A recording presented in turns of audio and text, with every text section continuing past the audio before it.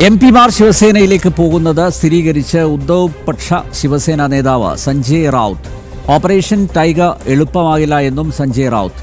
ഉദ്ധവ് പക്ഷത്തെ 6 എംപിമാർ ഏക്നാഥ് ഷിൻഡെ നയിക്കുന്ന ശിവസേനയിൽ ചേരുന്നെന്ന റിപ്പോർട്ടുകൾക്കിടെയാണ് സഞ്ജയ് റൌത്തിന്റെ പ്രതികരണം. ഏകനാഥ് ഷിൻഡെ നയിക്കുന്ന ശിവസേനയിലേക്ക് പോകുന്നവർ രാജിവെച്ചിട്ട് പോകണമെന്ന് സഞ്ജയ് റൌത്ത് പറഞ്ഞു. 15 കോടി രൂപ വാങ്ങിയാണ് നാടകമെന്ന് സഞ്ജയ് റൌത്ത് ആരോപിച്ചു.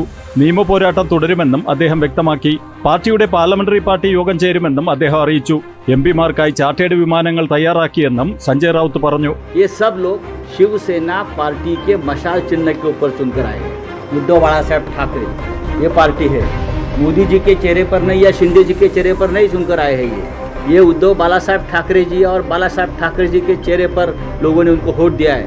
अगर कोई बेईमानी करता है तो याद रखिए 15-15 करोड़ कल रात को दिया, पैसा पहुंच गया, ऐसा मुझे इन्फॉर्मेशन है.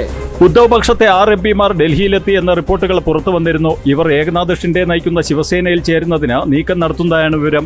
എംപിമാരുടെ നീക്കത്തിന് തടയിടുക എന്ന ലക്ഷ്യത്തോടെ ഉദ്ധവ് പക്ഷവും രംഗത്തിറങ്ങിയിട്ടുണ്ട്. ഇതിന്റെ ഭാഗമായാണ് ഉദ്ധവ് പക്ഷ നേതാക്കൾ ലോക്സഭാ സ്പീക്കറെ സമീപിക്കുന്നത്. ജനം, ഡൽഹി.